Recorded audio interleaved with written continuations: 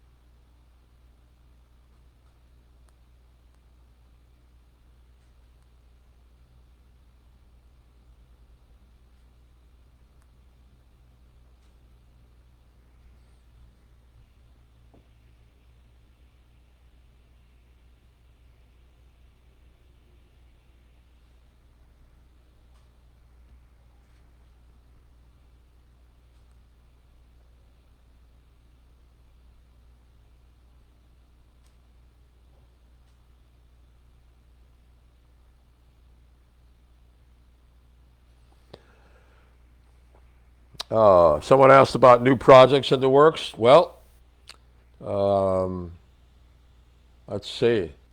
Going to do a West Coast tour coming up in a few weeks and then head over to Japan. So I guess those are new projects. Then we'll see what happens from there. Always look forward to going to Japan. Great country, great people.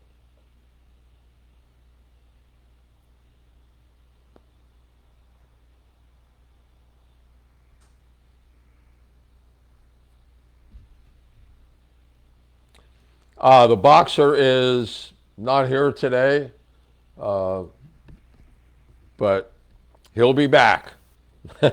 Rocky. His full name is actually Rocky 2, the sequel. But he'll be back.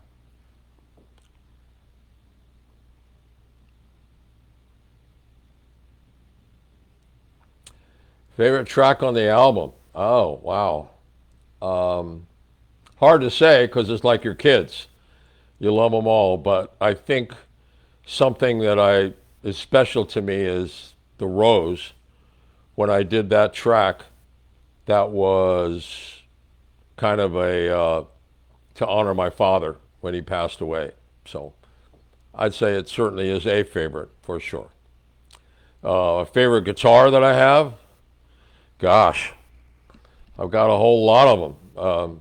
Not as many as you might think. I got rid of most of them many years ago. When John Entwistle was still alive, he and I were very good friends. Between us, we had 400 or 500 guitars. We decided to get rid of them all because we felt guilty because they're great guitars and we weren't playing them. So I probably have about 50 guitars, 20 or 25 of which I'll take to any session that I'm doing because you never know what they're going to ask for. Did we produce a CD or vinyl for this record? A CD is out and we're going to release the vinyl in mid-September. I love vinyl. And as you can see behind me, I've got a lot of analog audio, so I'm a big fan of that.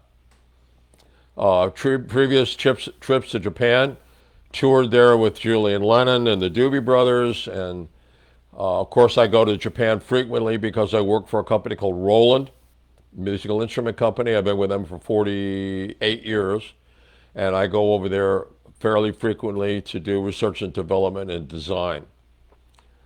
Am I releasing the 991 guitar track on DVD? I don't know. Thanks for reminding me about that because that was kind of fun. And maybe we should do that. And I'm also going to look to see if I have some outtakes because that was fun as well. Any musical inspirations for the debut album? Not, no, it's just I thought it was about time. I never wanted to do a solo album immediately. And plus, between my day job and all the music stuff for producing and sessions, et cetera, didn't have much time. But just inspired to do it because I had many of my friends said, hey, why aren't you doing a solo album? And they kept asking me, and I finally said, yep, you're right, it's time. And am I coming to the West Coast? Yeah, we're going to do a West Coast tour. I think the dates are listed on my Facebook page, but we'll be starting down in San Diego and working our way up actually to Sacramento. The week of last couple of days in July and first week in August. And then on the 11th, we go over to Japan. Well, thank you for the comment on Take Me in Your Arms. That was a lot of fun. That was just inspired by, I had a great guitar. It was one of the guitars that I built, and it was an opportunity same one I used on my old school. So it has that sound. And am I still at Village Recorders? No, unfortunately.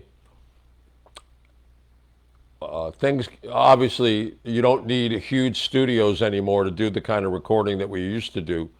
I mean, if you have a laptop, good mic preamp, and a couple of good mics, you're in good shape. So I left that place. Am I going to sign any of the new vinyl or CD? Yeah, absolutely. Ever play pedal steel these days? You bet. There she is, right in the back there. I play a lot of steel because there's not a lot of steel players around. Please come to the UK. I would love to come to the UK. And once we finish the Japanese tour, then we're going to start looking at where else we can go. Midwest in the United States, maybe Australia, and certainly Europe. Some of my favorite books, the biography of John Boyd, incredible book. Everybody should read that. Incredible man, Lieutenant Colonel John Boyd.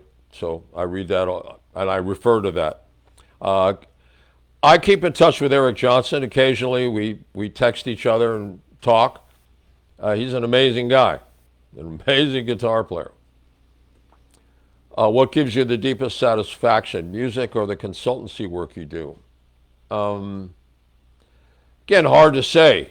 Deep down, I think I'm a musician in my core, but I also love my country and I love the work that I do in consulting for the national security. So it's all extremely satisfying. Am I a ceramic or an Alnico kind of guy? Both. Each one has its own flavor and kind of has to do with the particular guitar and the results that you want from that instrument. Which guitar did you play Hot Stuff solo on? Well, this one, a Burns Bison Jr., which I bought for 25 bucks at Guitar Center. I needed a guitar quickly, and I ran down to a Guitar Center, and it was in a box.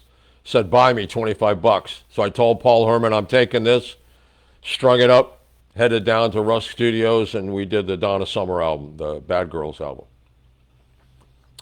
Thank you for the compliment. My son Peter says, I love your song with Clint Black.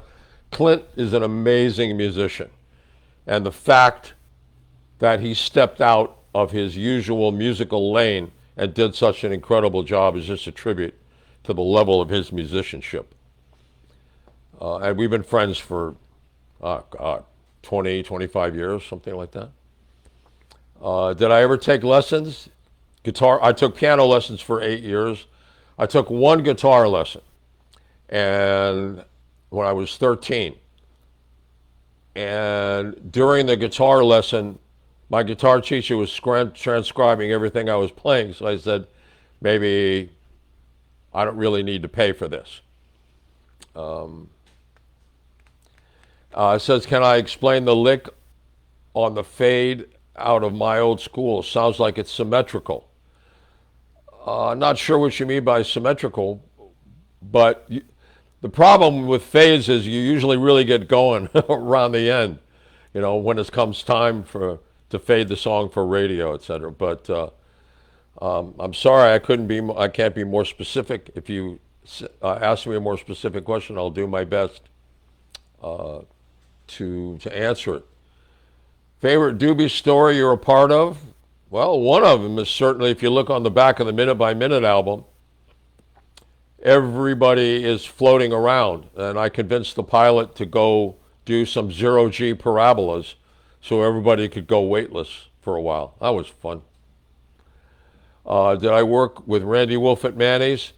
Pretty much the guy that I work with was Henry Goldrick. He was not only a friend, but a mentor. And, of course, Ian and the rest of the kids, when they were working there, I worked with them. I haven't seen Pat Simmons lately, but they're out there, the Doobies are out there doing a fine job. If Jeff Beccaro was still with us, would he be on your album? In a heartbeat. I miss Jeff more than I can tell you. We did so many sessions together, and he was a good friend.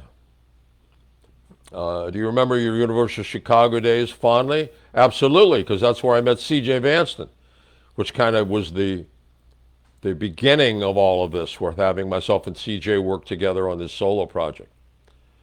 Can we see your favorite guitar? Actually, my favorite guitar is a D'Angelico New Yorker, and I have that in a very secure storage space, so I'm sorry I don't have that to pull out. But that is at least one of my top favorite guitars. I wasn't aware that you played on Bryan Adams' new album. I don't think so. I know I played on some stuff that Bryan Adams did, but I don't think I played on his new album. Do I stay in touch with the Doobies? Occasionally, and I certainly stay in touch with Mike McDonald. Did you really nudge Jimmy to the Strat, or is that urban legend? I think it's urban legend, and I published something through my publicist the other day so that people don't get the wrong idea. when I was at Jimmy's Music Shop, Jimmy James came in with a beat up Fender Duosonic and was looking for an upgrade, and I had done a Stratocaster for someone else that I had set up for left-handed player, and they hadn't come to pick it up, so I just traded him even. And of course, I got docked 3 weeks pay for that, but I don't regret it at all. And do I know if it was his first Strat or not? Probably his first one, because the guitar that he traded me, I think, was his go-to guitar at the time. Have I ever been to any Taft reunions? Yeah, I went to my 50th reunion. Fabulous. Fabulous. Am I available for session work? Of course. That's what I do. You're going to bring Hank and CJ back to Michigan soon? Hope so. When we get back from Japan, we're going to start looking at dates in the Midwest and in the South. So I'm sure we're going to come back. Did you know Beach Boy Carl Wilson? Yes. Carl was a very close and very dear friend. I produced an album for him, Young Blood. We played together on numerous occasions, and we were family friends. And I hope wherever he is playing and singing in his own special style. Once you hear God Only Knows, I'm not sure there's anything else really in life. My proudest moment on the guitar, being on the Thai-Burmese border in a town called Ma Hong Song, when the refugees were streaming across the border and the kids were absolutely frightened to death because they were being chased by the Burmese army. I can't tell you why I was up there. I can't talk about that. But when the kids came across, they were so frightened. Someone in the refugee camp had a guitar made out of a cigar box, and they said, we have to do something to calm the kids down. So I took the guitar, I seated the kids, there were about 200 in different groups, taught them to sing Row, Row Your Boat, played it on the guitar and had them sing for about a half hour until they calmed down. So I'd say that has to be pretty much my proudest moment as a guitar player, helping those kids calm down. Did I find my ultimate spinach years rewarding in terms of evolution as a player? Oh, absolutely. In the band and the other bands that I played with, like the Holy Modal Rounders and playing bass for Tim Buckley, and all those years, certainly learned an awful lot. And I think anytime you pick up the instrument, if you have an open mind, it's a rewarding experience. Do I like blues music? Oh, of course. And my favorite artist? Well, that's hard to say. I'd probably be B.B. King, only because we became really good friends, and I just loved his playing, and I listened to him a lot when I was a kid. It says, thank you for all you've done for this country. Thank you very much. I appreciate that. I love my country, and I took an oath to defend the Constitution, which I will do until I draw my last breath. And I just want everybody out there to know that every time that you play a note or sing a song, you're striking a blow for freedom. So you're all freedom fighters. And I'm proud to be connected to all of you.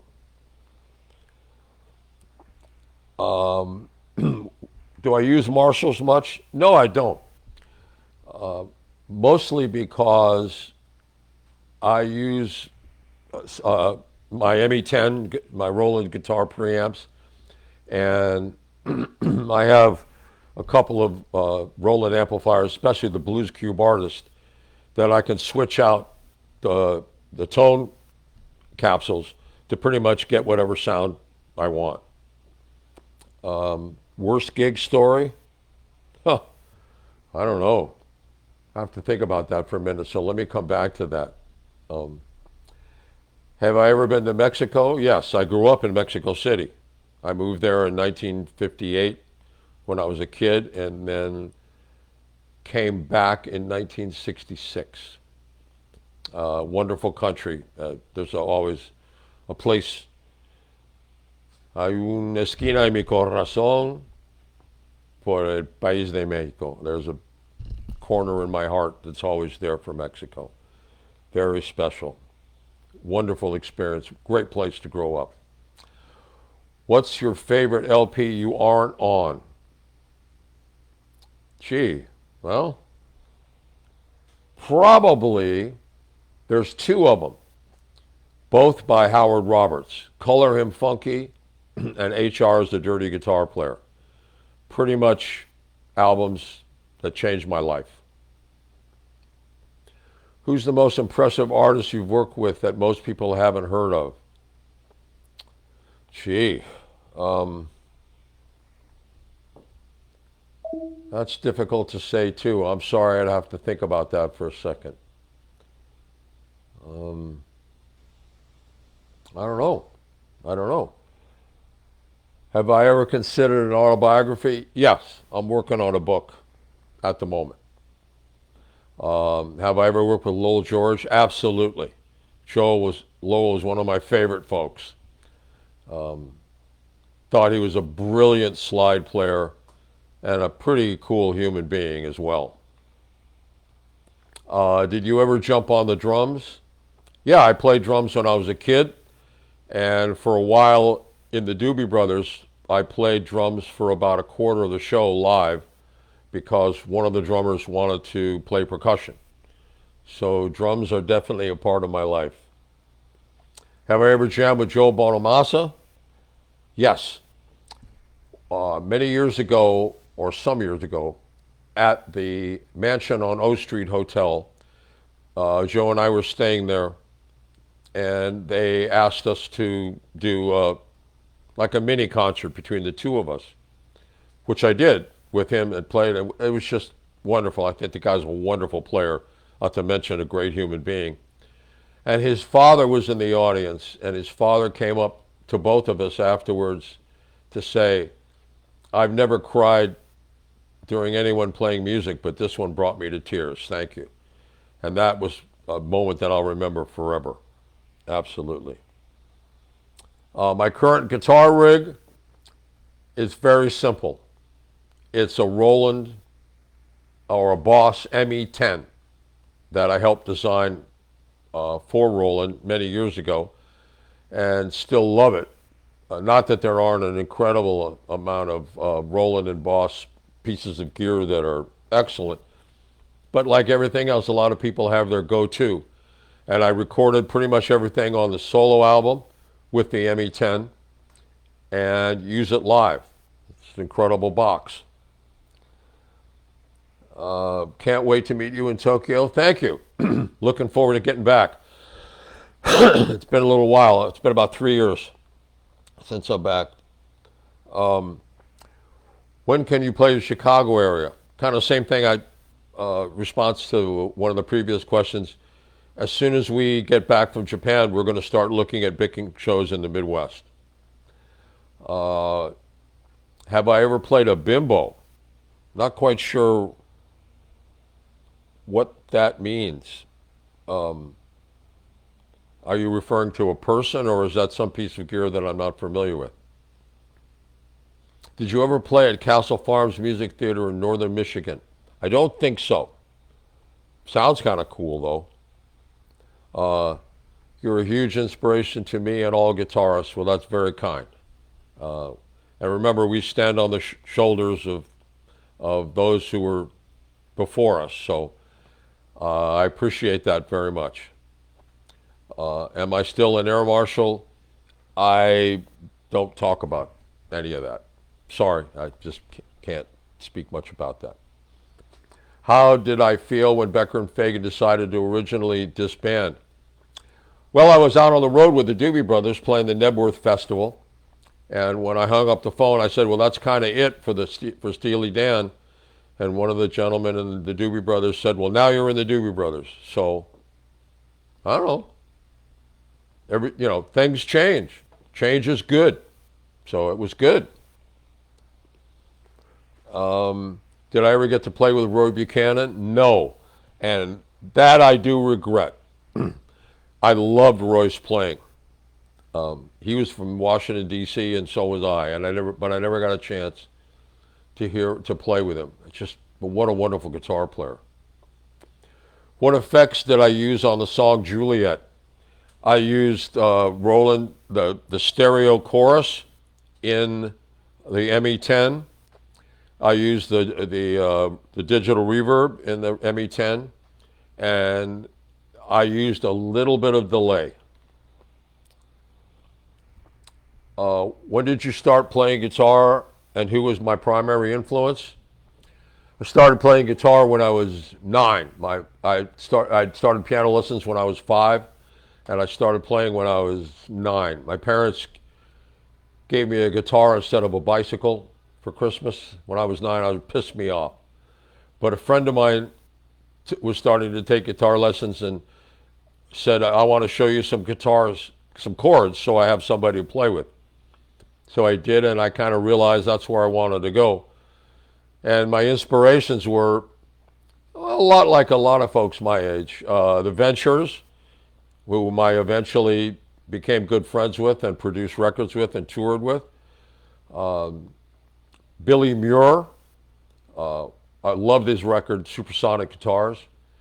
And of course, Howard Roberts and Wes Montgomery, Kenny Burrell, Teddy Bunn, Charlie Christian, Django Reinhardt, because my dad had all of those records and I listened to them when I was a kid.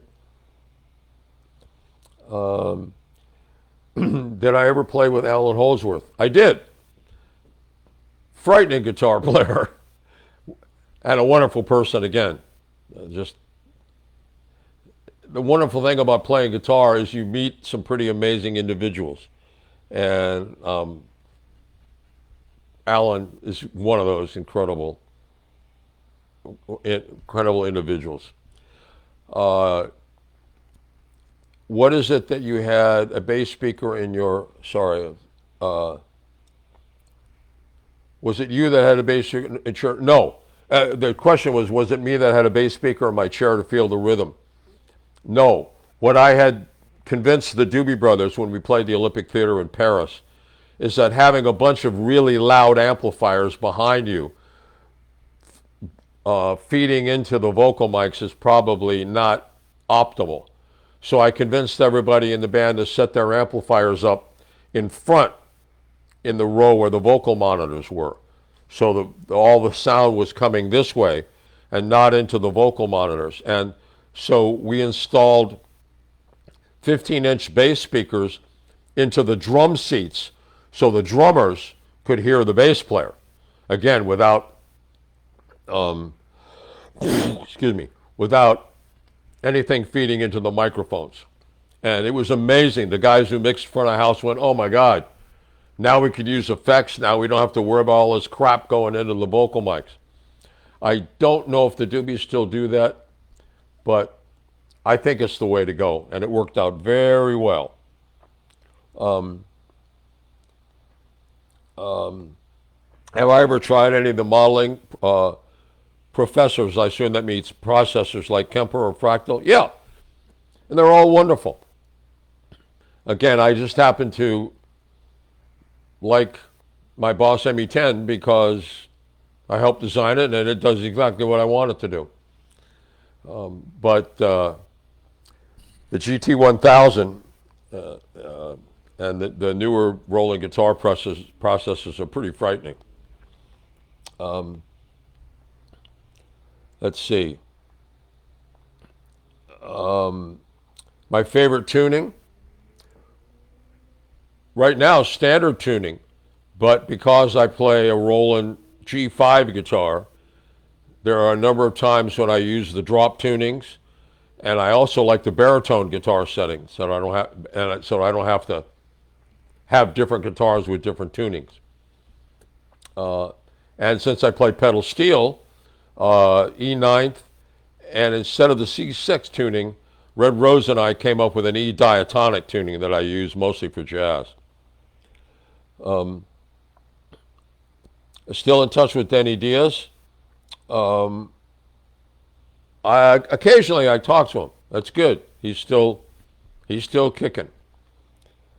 Do I have any hobbies besides the guitar?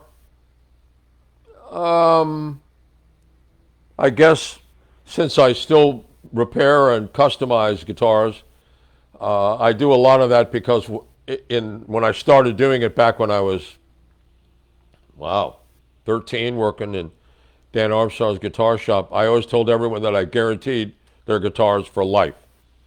So I get calls from people occasionally say, hey, could you fix something for me? Or remember that Telecaster you did for me in 1971? Can you wire it back up like you did before? So I guess those are pretty much my hobbies. That's all I really have time for, other than reading and staying up on current affairs and history. And in my day job, I do a lot of reading. Did I ever work with Paul Hansen? No. Sorry. You're my favorite guitar player. We share a birthday. God bless you. Well, thank you very much. So that means you share a birthday with Ted Nugent. We were born on the same minute, same hour, same day, same week, same month, same year. So I guess welcome to the club. Is 60 too old to start a music career? Hell no. Why? There's no age limit. Not at all. Why did you play sitting down and wearing headphones with the Doobies? Many years ago, there were a couple of reasons. One is, for a little while, I was having some knee problems, which I sat down anyway. And B.B. King said, when he had knee problems, he said, if I'd known about sitting down, I would have done it just like you. But sitting down is the way to play the instrument. Many years ago, when I was about 14 and working at Dan Armstrong's guitar shop in New York City, Andre Segovia came into the store, and he was playing a concert that night at, I believe, Carnegie Hall. And he had broken one of the tuning machines on his Ramirez. So he came in. I guess we were pretty much the only place to go. And I ran across the street to Charles Ponte, who was the cello and viola and violin repair guy, hoping that he had a pair of high quality tuning machines, which he did, had a set. I put them on it. Mr. Segovia's guitar, brought the guitar out. He was sitting in the front room on the sofa. Meanwhile, Frank Zappa and Mike Bloomfield and Eddie Deal and a bunch of guitar players were all playing. He sat there very, very quietly. They were all standing up, playing and rocking and having a good time. And then I handed him the instrument. I said, gentlemen, just hold on for a second. So Mr. Segovia tunes up his guitar and plays the first 64 bars of the Concerto de Aranjuez by Rodrigo. And I was stunned at the magic that this man had. And he turned to me, and in Spanish, because I grew up in Mexico, so I speak fluent Spanish, said, please tell them that you don't hang the guitar around your neck like a canoe paddle. And so I told them, and it's very interesting, their reaction. Everybody sat down. That was, I guess, out of respect. So that is one of the main reasons why I sit down. Why do I wear headphones? Because I wanted to get the best mix I could possibly get. Sitting down with headphones, whether you're in the studio or you're in front of 50,000 people, my job is to play guitar. So, and to play it as best I can. So the best mix that I can get is important. And since I'm so used to working with headphones, it only made sense to me. Said, love the song Eddie's Rush from Ultimate Spinach. Did I play that on that track? Yes, I did. I played that on a Fender Duosonic, which I love those guitars. I think the Duosonic is one of the greatest Fender guitars ever. Um, do I still have some of my first guitars? I do. I do. I still have my original Jazzmaster, which I dearly love, and I've used it on a number of records. I used it on, I think I used it on Dolly Parton's 9 to 5 when I did that. Great sounding guitar. Most prized vintage guitar, again, my D'Angelico New Yorker. I love it. Favorite chord progression? Well, that's a hard one. Chord progression on guitar, dobro, banjo, pedal steel. I don't know. I don't think I have a favorite chord progression.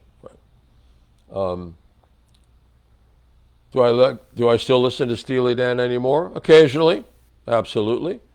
My favorite Steely Dan song, I think, would be Razor Boy from the Countdown to Ecstasy album. I think that captured pretty much what the band was all about. Um, let's see. Do I like playing Strats in E flat? Sure, I'll play any tuning you want. Makes no difference to me. It's always good to, if you're going to play a guitar in a tuning other than standard, to have an instrument that you can intonate to make sure it's doing what it's supposed to do. Um, do I remember playing with Gary Avedanian, sax player? Tells me stories about playing with you. They're awesome. Gary was great. Absolutely remember. I still have some photos. And I was back when I was playing up in the Boston area about a month ago. I got together with two very good friends of mine, um, Harry Sandler, who was the drummer for Orpheus, who also books all my speaking engagements, and Al Dotley, who I'd known for years. And he brought some pictures of me and Gary Avedanian and a number of folks that I used to play with back in the day. So I have fond memories of Gary for sure. What state would you want to live in if you weren't always touring? Well, I like California, but I like Virginia. Um, I like North Carolina. I like Arizona. Um, don't really have any preference at the moment, but I don't know, I have to think about that. Who are my favorite producers? I think my all-time favorite producer would be Phil Ramone. I did a lot of work with Phil, and we were good friends. And I liked working with him because he usually didn't have to say anything. I just kind of was able to figure out what he wanted me to do. And I miss him as well. He was one of the special ones.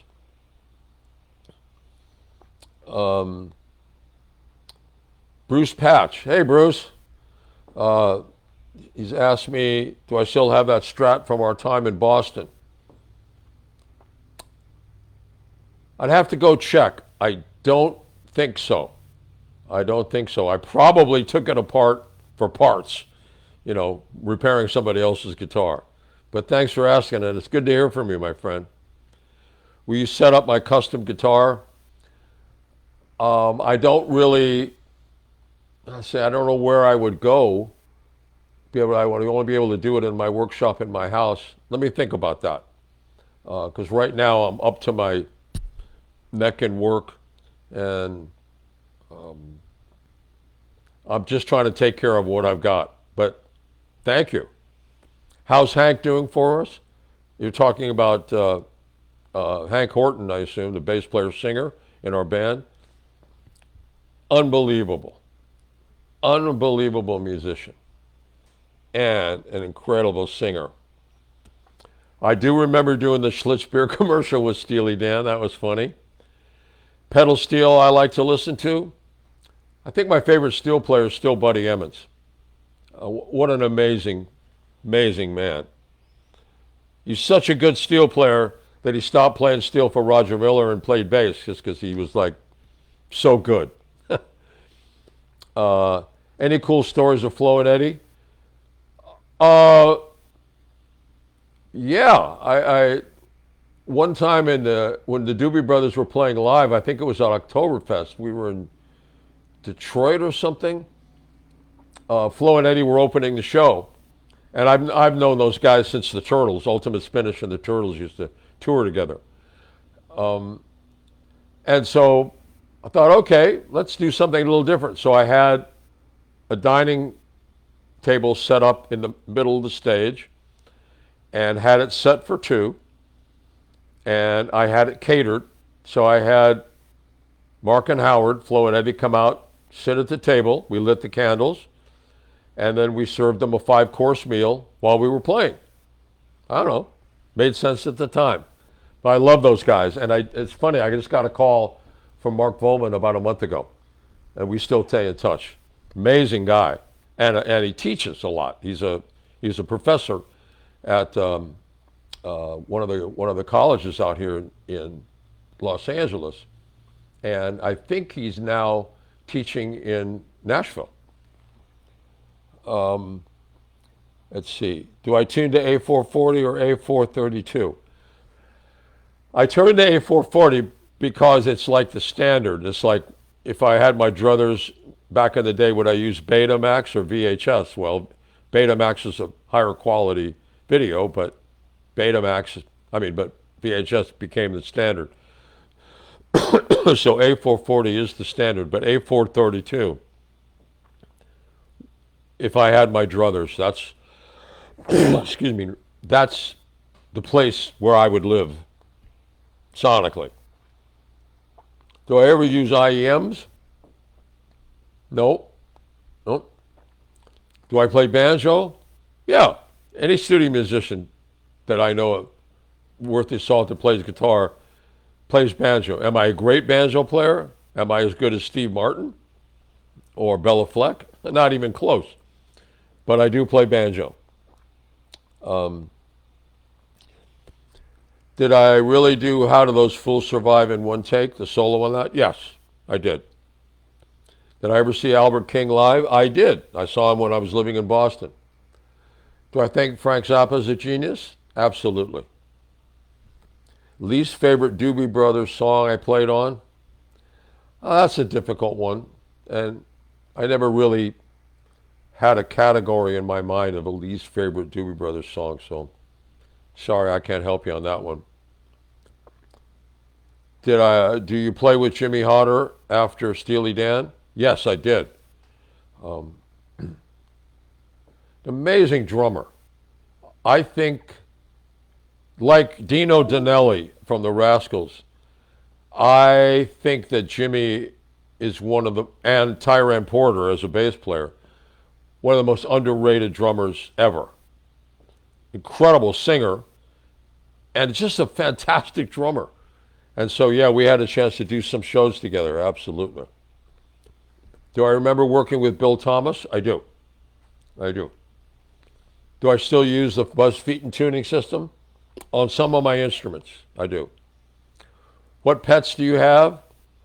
Um, I I don't really have a pet, but I have a boxer that visits very frequently. Uh, my girlfriend, boxer Rocky, and Jim Slim Jim Phantom, the drummer for the Stray Cats, also lives on the property, and they have a bunch of cats and dogs, and so they all have access to the house. So I guess I do have a bunch of pets. Any regrets musically that you wish you did differently? Not really. Not really. Uh, I think I'm okay. Favorite bass player? Tyran Porter. No doubt about it. Do I remember dropping to your knees from an electrical shock during the guitar solo in 1973 at the Shady Grove Music Theater in Maryland? I remember it happening. All I remember is a bright white flash as the spark arced from the microphone to my face. That was that was an interesting experience. Will I be coming to the St. Louis area? I hope so. Again, we're going to start planning out our Midwest and Southern tour when we get back from Japan. Did you know Dixie Swanson? Absolutely. Uh, Fabulous human being again. Great guy. Very good at his job. Very responsible. Level-headed. And I don't know. I still have fond memories. Favorite Steely Dan song I didn't play on? Have to go back and think about that. If I had total control to assemble a dream band, who would be in it? Well, I did have a chance to assemble a dream band called The Best when we went to Japan.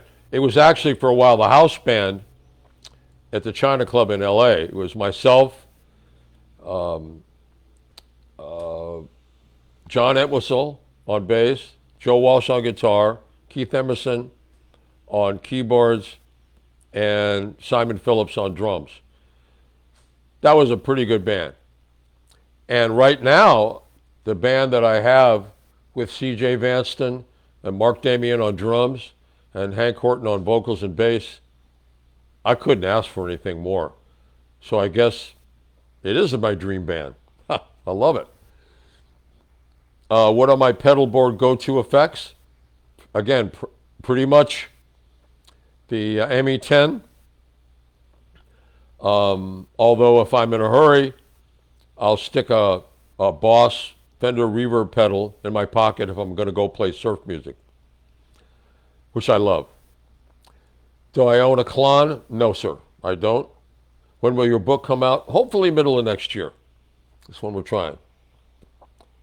Did I ever see Wes Montgomery or Grant Green? Yes, when I was a kid. Did I ever play with Carol Kay? A lot. We did a number of sessions together. And we just did a tribute for her. We gave her the Les Paul Award, Lifetime Achievement Award for at the Tech Awards at the NAMM show this year. Okay, well, it looks like I think I've answered everybody's questions. Hope you guys, ladies and gentlemen, and everybody else, download or go out and check out this new record, the solo project of mine that I did in tandem with one of the greatest musicians ever, C.J. Vanston, called Speed of Heat. And I hope you enjoy it. And thank you very much for your time. Take care.